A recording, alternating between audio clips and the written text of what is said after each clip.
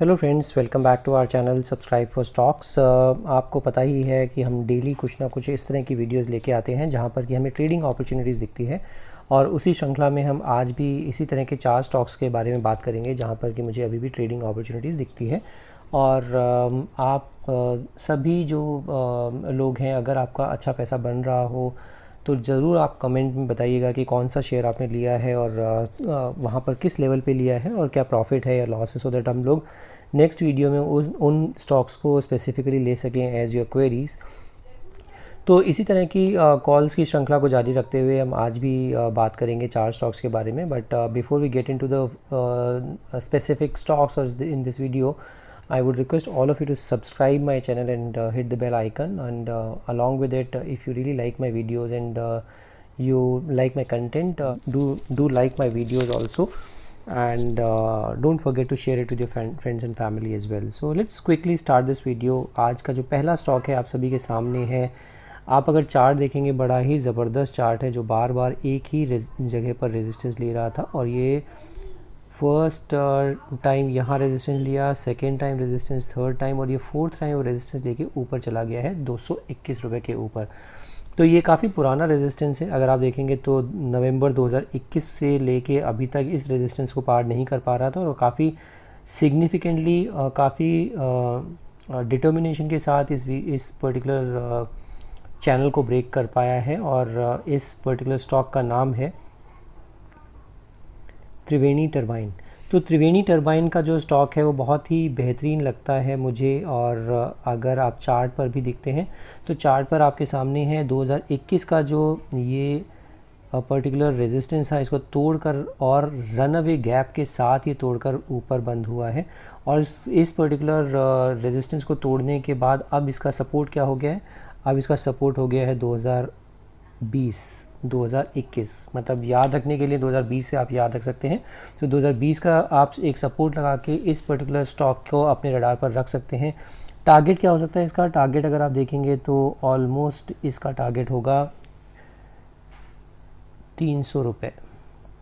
तो इसका जो टारगेट है वो बहुत ही अच्छा है, और जो अभी ब्रेकआउट आया ही है, तो अभी ये अगर आप लेने के बारे में सोच रहे हैं तो बिल्कुल आप सही स्टॉक के बारे में सोच रहे हैं, क्योंकि बहुत ही बढ़िया चार्ट पर दिखता है। सारे ही मूविंग एवरेजेस के ऊपर ये क्लोज़ हुआ है। और वॉल्यूम बार अगर आप देखेंगे तो इस तरह का वॉल्यूम बार काफ़ी टाइम बाद बना है।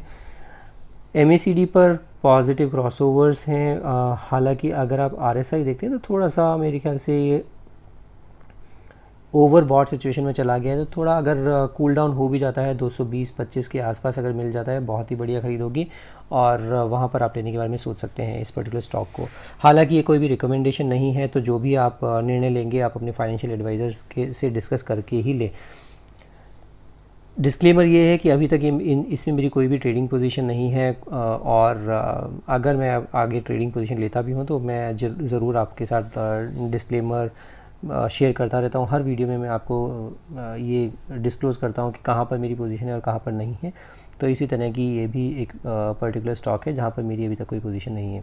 सो आज का ये पहला स्टॉक हो जाता है। अगर आपको मेरी वीडियोस पसंद आ रही हैं तो give me a thumbs up. Don't forget to subscribe my channel and hit the bell icon. Now quickly talk about the second stock of the day. ये जो दूसरा स्टॉक है ये है मिसेस बेक्टर फूड्स का।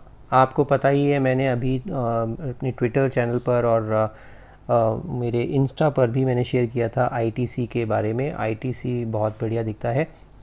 इसी तरह से अभी मिसेस बेक्टर फूड्स जो है वो भी मुझे चार्ट पर बहुत बढ़िया दिखता है। और ये जो चार्ट है इसमें जो ब्रेकआउट आया है वो आया है कुछ 365 रुपये के आसपास।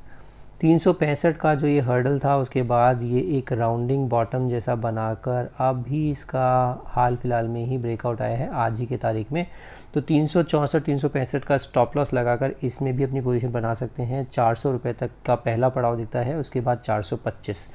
तो और इसमें जो सपोर्ट है वो सपोर्ट हो जाता है 365 रुपये। फर्स्ट टारगेट जो होता है वो 400 रुपये और उसके बाद 425।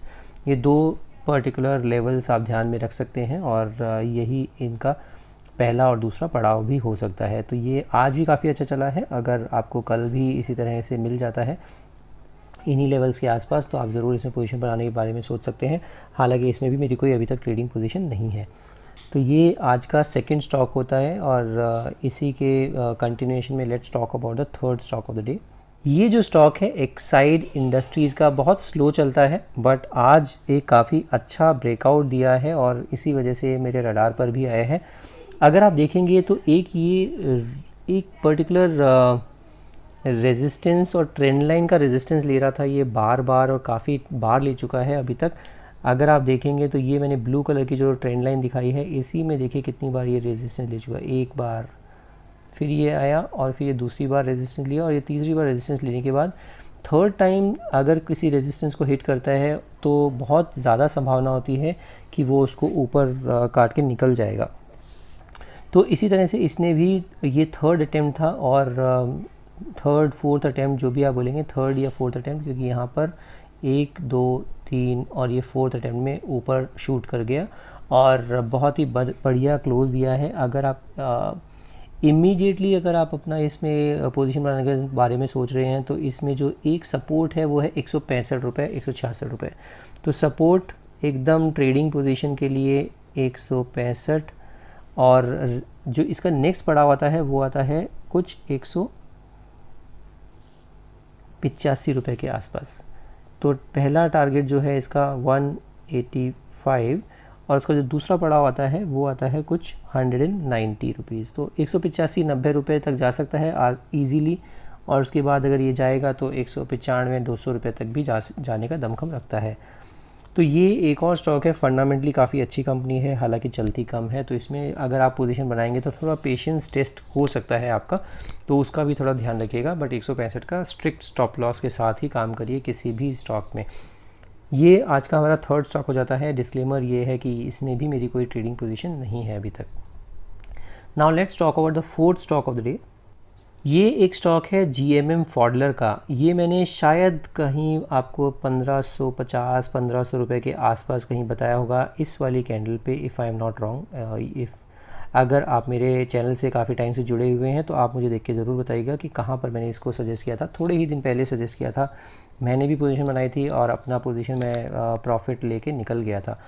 शायद इस वाली कैंडल पर मैंने इसमें आप सभी को बताया था 1500 हो सकता है, 1550 हो सकता है, आई थिंक 1600 हो सकता है, आई डोंट एग्जैक्टली रिमेंबर।